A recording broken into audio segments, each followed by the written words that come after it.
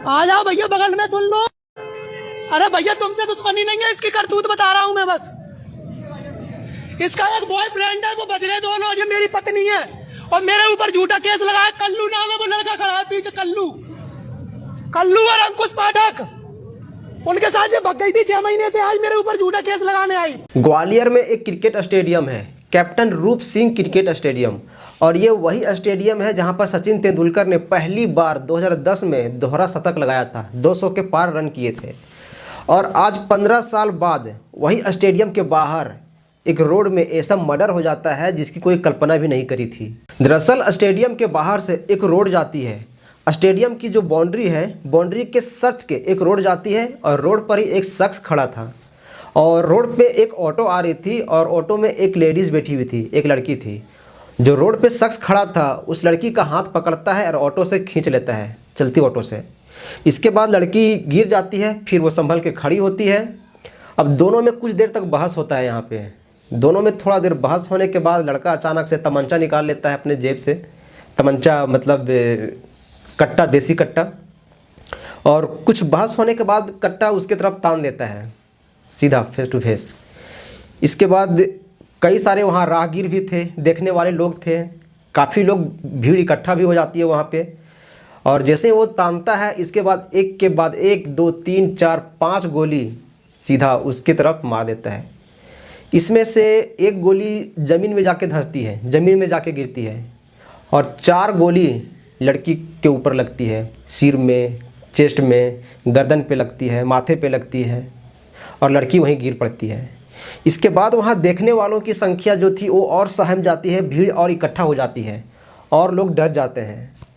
और इसके बाद कुछ लोगों ने तुरंत पुलिस को इन्फॉर्म किया, वहाँ पे तुरंत पुलिस भी वहाँ पे पहुँच जाते हैं। ग्वालियर के जो लोकल पुलिस है वो तुरंत वहाँ पे पहुँच जाते हैं। अब वो शख्स वहीं खड़ा है, लड़की ज़मीन पे लेटी हुई है, अंतिम सांसें गिन रही है अपनी, और मौके पे ग्वालियर पुलिस पहुंच चुकी है। लेकिन किसी पुलिस की इतनी हिम्मत नहीं है कि उस शख्स के सामने जाके उसे पकड़े, क्योंकि उसके हाथ में देसी कट्टा है, वो उसे भी गोली मार सकता है।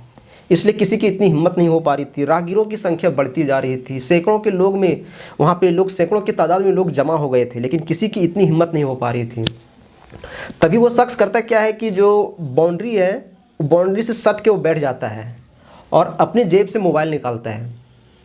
मोबाइल निकालकर वो कुल 1 मिनट 33 सेकेंड का एक लाइव वीडियो शूट करता है सोशल मीडिया पे, फेसबुक पे जाके उस 1 मिनट 33 सेकेंड का एक लाइव शूट करता है। लड़की सामने बैठी हुई है, वो लाइव बोल रहा है और यहाँ पे वो लोगों को भी बोल रहा है कि मैं किसी को कुछ नहीं करूँगा, मुझे किसी से कोई दुश्मनी नहीं है, हमें इससे दुश्मनी थी, हमने इसको मार दिया। अब वो शख्स 1 मिनट 33 सेकेंड का जो लाइव किया है फेसबुक पे, वो सुनिए पहले आप। अपने बॉयफ्रेंड के कहने पे, उसका नाम है अंकुश, वो भी इसके साथ में भग गए, अंकुश, कल्लू। आ जाओ भैया, बगल में सुन लो। अरे भैया तुमसे दुश्मनी नहीं है, इसकी करतूत बता रहा हूं मैं बस। इसका एक बॉयफ्रेंड है, वो बच गए दोनों, ये मेरी पत्नी है और मेरे ऊपर झूठा केस लगाया। कल्लू नाम है, वो लड़का खड़ा है पीछे, कल्लू और अंकुश पाठक, उनके साथ ये भग गई थी 6 महीने से। आज मेरे ऊपर झूठा केस लगाने आई।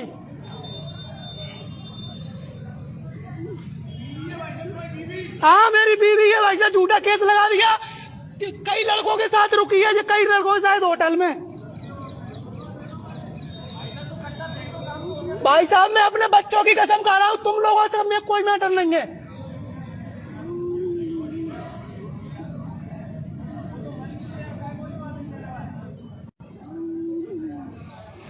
इसके साथ अभी लड़के बच गए, इसके साथ अंकुश पाठक और कल्लू। अब इस लाइव वीडियो में उसने ये बताने का कोशिश किया है कि उसके साथ क्या हुआ है, उसने लड़की को क्यों मारा है, ऑटो में उसकी लड़की के साथ और कौन कौन से थे, उसने इस वीडियो में बताया था, 1 मिनट 33 सेकेंड की इस वीडियो में। अब यहाँ होता है क्या है कि जो ग्वालियर पुलिस है, अब उन लोगों को उस शख्स को पकड़ना था, कैसे पकड़े, तो उसी टाइम अब टीयर गैस वहाँ पे पहुँच चुकी थी। तो वो करते क्या है, पुलिस वहाँ पे टीयर गैस एक छोड़ती है वहाँ पे, तो उनमें से कुछ टीयर गैस तो काम नहीं करती है सबसे पहली, और एक टीयर गैस जो रहती है वो उस शख्स के पैर में जाके लगता है। अब आप पिक्चर में देख सकते हैं कि वो जो शख्स है वो फिर लंगड़ाते हुए चलता है और लेफ्ट साइड में एक पेड़ है, पेड़ के पीछे छिप जाता है। अब पेड़ के पीछे छिप जाता है तो पुलिस वाले अब किसी भी हालत में उस शख्स को पकड़ना था। अब करीब 30 मिनट के बाद पुलिस वाले उस शख्स पे काबू पाते हैं। उसके हाथ में जो तमंचा था उसको छीना जाता है। पुलिस वाले भी उसे थोड़ा सा वहाँ पे मारते हैं। इसके बाद जो पब्लिक थी वहाँ पे, जो सैकड़ों की तादाद में जो भीड़ थी, वो भी उसको लात जूता गुस्सा से मारने लगते हैं। अब पिक्चर में देख सकते हैं कि पुलिस वाले उसे कैसे टांग करके उसको ला रहे हैं। और फिर जो वो लड़की जो पड़ी थी रोड पे, जिसको 4 गोली लग चुकी थी, उसको भी अस्पताल ले जाया जाता है। उसकी तो वो तो अंतिम सांसें शायद रोड पर ही गिन ली थी, उसकी वहीं पे मौत हो गई। फिर भी उसे अस्पताल में एडमिट करवाया जाता है। तो ये थी यहाँ तक की कहानी कि एक शख्स ने इस लड़की को 4 गोली मार के मौत के घाट सुला दिया। तो अब जानते हैं इसके पीछे की कहानी कि आखिर इस शख्स ने ऐसा क्यों किया।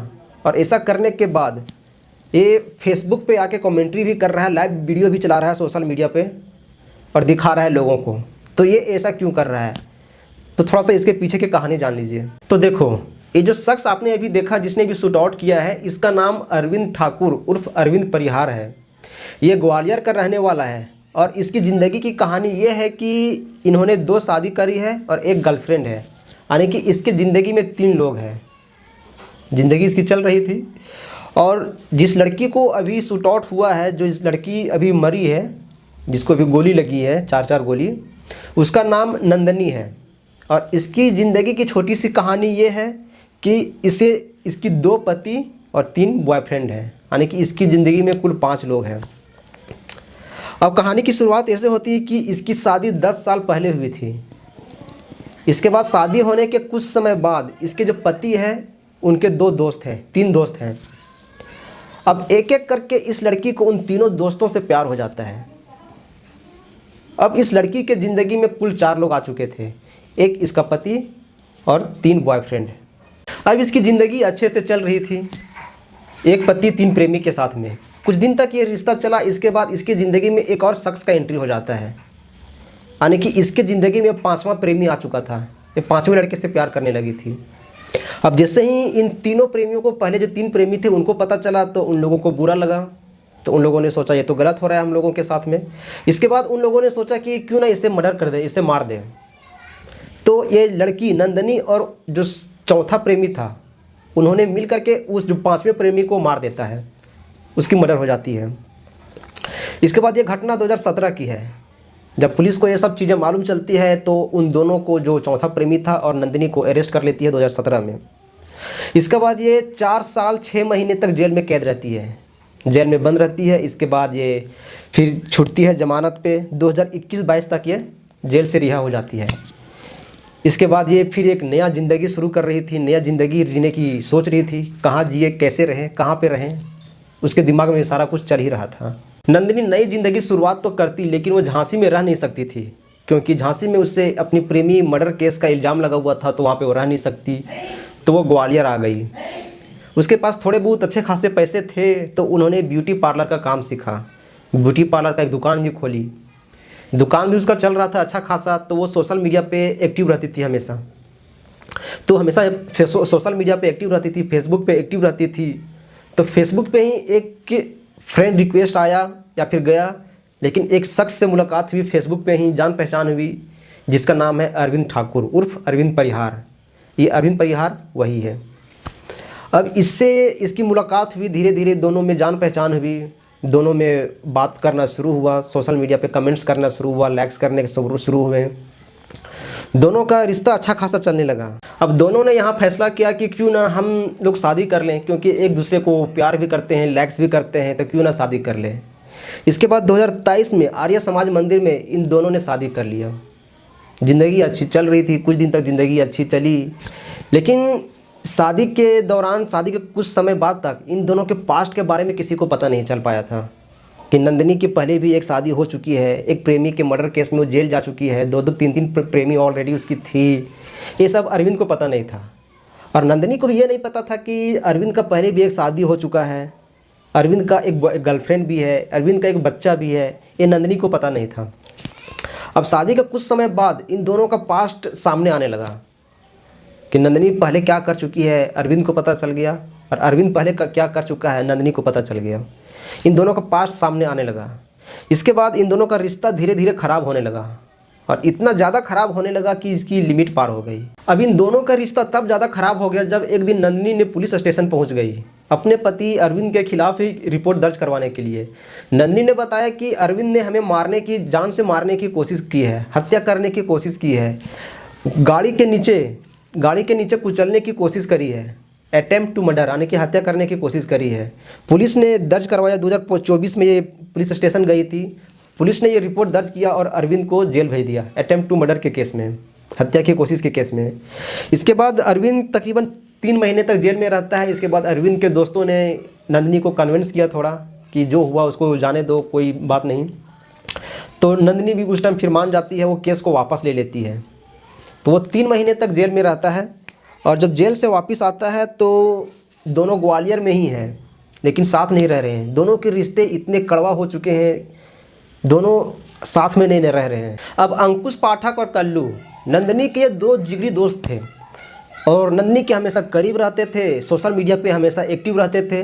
लेकिन अरविंद को कुछ और ही मालूम चल रहा था। अरविंद को शक हो रहा था कि ये इनके 2 दोस्त नहीं, बॉयफ्रेंड है, जिगरी बॉयफ्रेंड है, हमेशा साथ में रहना, हमेशा कमेंट्स करना, सोशल मीडिया पे एक्टिव रहना। तो अब यहाँ पे अरविंद ने कुछ एक नया काम करना शुरू किया। उसने क्या किया कि इन दोनों दोस्तों को नंदिनी की कुछ अश्लील फ़ोटोज़, वीडियोज़ वगैरह शेयर करना शुरू कर दिया बदनाम करने के लिए। अब इससे नंदिनी परेशान होने लगी। उसके ही पति ने अपनी बीवी की कुछ अश्लील फ़ोटोज़ वगैरह उनके बॉयफ्रेंड वगैरह को सेंड करने लगी, भेजने लगे वो। तो इससे नंदिनी परेशान होने लगी। इसके बाद 9 सितंबर को वो पुलिस स्टेशन पहुंच जाती है अपने पति अरविंद परिहार के खिलाफ रिपोर्ट करने के लिए, FIR दर्ज करवाने के लिए। और ये 9 सितंबर वही दिन है इसके मौत से ठीक 3 दिन पहले का। तो काफ़ी लोग ये जो न्यूज़ है काफ़ी चर्चित में हो गया कि ऐसा कैसे, इसमें कुछ यूनिक कहानी है। तो कुछ वहाँ पे रिपोर्टर्स भी पहुँच गए। तो उस टाइम नंदिनी ने बयान दिया, और क्या बयान दिया उस टाइम नंदिनी क्या बोली वो सुनिए। ब्लैकमेलिंग की शिकायत लेके आई हूँ। हमारे हस्बैंड हैं जो वो AI से मेरे फोटो मतलब ऐसे गंदे करके न्यूड पिक बना के वायरल कर रहे हैं। और उनकी जो GF है पूजा परिहार, जो कि अजयगढ़ की है, फिलहाल निवास वो ग्वालियर में करती है, जो उनकी GF है। और उसको एक बेटा है इसका, और इसकी पहली वाइफ भी है, जिसकी शिकायत मैंने 2024 में करी थी। उसके बाद जैसे हम थाने से बाहर निकले तो गाड़ी चढ़ा दी थी अरविंद ने मेरे ऊपर। फिर उसके बाद अभी वो जेल से निकले आया तो अभी पोस्ट पे पोस्ट करते जा रहा है, और मतलब हमारे गांव वालों को मतलब आपत्ति ऐसे मतलब बहुत गंदा गंदा लिख रहा है कि ना तुम राजीनामा कर लो, मेरे साथ रह लो, राजीनामा कर लो। और वो मैं नहीं करना चाहती और ना मैं रहना चाहती। जो गाड़ी चढ़ाई थी उन्होंने मेरे ऊपर उसका राजीनामे का दबाव डाला। हाँ, क्या नाम है पूरा? अरविंद परिहार। 2023 में हाँ, वो वीडियो मैं बता रही हूँ। मैं MP में भी नहीं थी, मैं छत्तीसगढ़ में थी उस समय। मेरा झगड़ा हुआ था तो इन्होंने बोला था कि मैं अब पूजा परिहार से कभी नहीं मिलूंगा। तो मैंने कहा तुम मतलब मेरे मुंह से ऐसा निकल गया तो कि तुम गू खाने लगे हो, मैं नहीं रहूंगी तुम्हारे साथ। तो इनने थोड़ी देर बाद वो वीडियो मुझे खुद से सेंड किया था और ये बोला था कि बाबू मैं सुधर गया हूँ, जिसका मैसेज मेरे पास अभी भी है और मेरे पास वो फोटोज वीडियो सारे हैं। हाँ, मानसिक तौर। और मेरी जो मतलब भाभी है मतलब हमारे टच में, तो वो हमारा सपोर्ट करती है। उनके 2 बच्चे हैं बड़े बड़े, वो कंपनी में जॉब करते हैं। तो उनकी लड़की के लिए ऐसे लिखते हैं ये धंधा करती है, और मेरे लिए भी, उनकी मम्मी के लिए भी, मतलब जो मतलब मेरे सपोर्ट में खड़ा हो रहा है उन सबको ऐसे ही बोलना है। मैंने आर्य समाज से शादी की थी। हाँ, लेकिन उन्होंने बताया नहीं था। और इसकी शिकायत मैंने सिरोल थाने में 2024 को जैसे ही पता चला था तो करी थी। हाँ करिए। वो ये बोल रहे हैं कि सिरोल थाने आप चली जाओ और कंप्लेन कर देना, वो कर लेंगे। जबकि हम पहले भी गए थे, आवेदन दे के निकले थे, तो हमारी जानहानि हुई थी, हमें बहुत ज्यादा नुकसान हुआ था। तो ये बात नंदिनी प्रेस कॉन्फ्रेंस में मीडिया के सामने ये बात कही कि उसने कैसे उसके पति ने मारने का, उससे साजिश रचा, कैसे उसको मारने का कोशिश किया, उसकी कैसे अश्लील वीडियो को शेयर किया गया। अब 3 दिन बीत जाते हैं। 3 दिन के बाद अब 12 सितंबर आ जाता है। फ्राइडे का दिन था जिस दिन उसकी मौत हुई, हत्या हुई। वो वही जो 2 दोस्त थे, कल्लू और अंकुश पाठक, वो 2 दोस्तों के साथ वो जाती है साइबर सेल रिपोर्ट दर्ज करवाने के लिए। वहाँ पे अपने पति अरविंद परिहार के खिलाफ रिपोर्ट दर्ज करवाने के लिए जाती है। वहाँ पे रिपोर्ट दर्ज करवाती है। अब नंदिनी साइबर सेल में रिपोर्ट दर्ज करवा के वहाँ से वापस निकलती है। अपने दो दोस्तों के साथ में ऑटो पर बैठती है और ऑटो से वहाँ से ऑटो चलने लगती है। ऑटो में और भी सवारी बैठे हुए थे और इत्तेफाक से अरविंद को ये सारी बात मालूम चल जाती है कि साइबर सेल गई है रिपोर्ट दर्ज करवाने के लिए, और अरविंद उसका पीछा करने लगता है। अब ऑटो आगे आगे जा रही है, अरविंद पीछे पीछे आ रहा है। तो जहाँ ये कैप्टन रूप सिंह स्टेडियम है वहाँ पे ऑटो आती है, अरविंद सामने आता है और जो नंदिनी थी वो ऑटो के साइड में ही सीट में बैठी हुई थी, उसका हाथ पकड़ता है, खींच देता है और ऑटो आगे जाके रुकती है। उसके दो दोस्त थे, ऑटो आगे चली जाती है, नंदिनी वहीं पे गिर जाती है और फिर वही जो मैंने आपको शुरू में बताया, तमंचा निकालता है और 4-5 गोली मार देता है।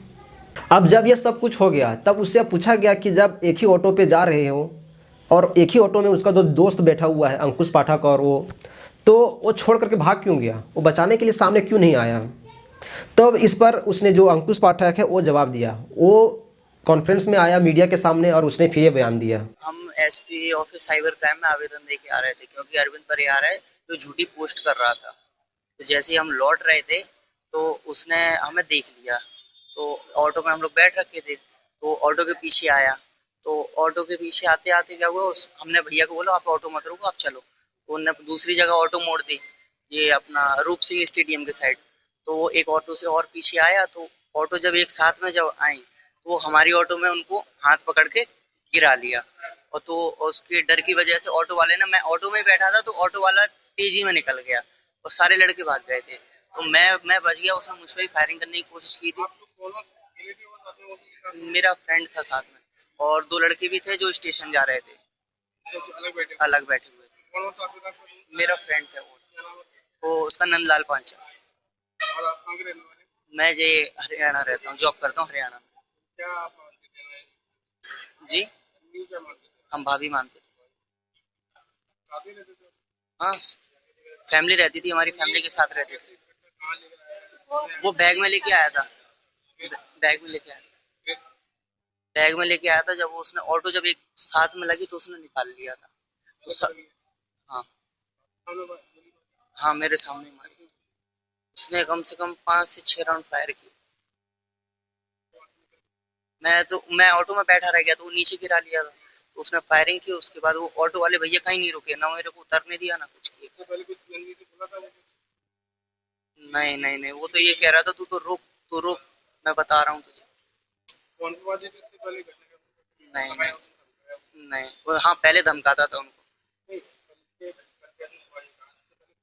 उससे पहले उनके बाद डेली कॉल करता था वो, बट वो उठाते नहीं थे कि मैं तुझे मार दूंगा, ये कर दूंगा, वो कर दूंगा, लेकिन वो कॉल नहीं उठाते। अब इसके अनुसार उसके हाथ में तमंचा देख करके ये डर गया और भाग गया, जबकि आगे जा कर के रुक भी सकता था, देख भी सकता था, लेकिन ऐसा नहीं किया और इसके बारे में कोई सफाई भी नहीं दिया।